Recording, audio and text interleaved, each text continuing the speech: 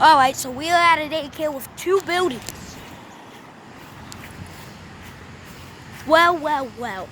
Whatever kind of air conditioner we have here, it's running. Could be any brand. It's Rheem. Probably a Value Series from June of 2014. In the last video, we saw that exact same air conditioner, but it was from June 2011. Okay, now I see a newer looking lead.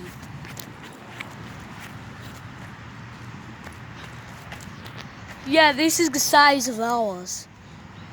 This is just like ours, cause of these kind of blades, but they look a little different. Even though they do have cutouts at the ends, they look like they could be a little sharper. This is from May of 2016. We have this exact same air conditioner at my house, but it's from May of 2020.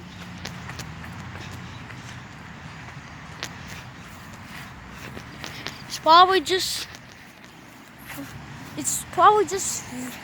the one air conditioner per building, unless,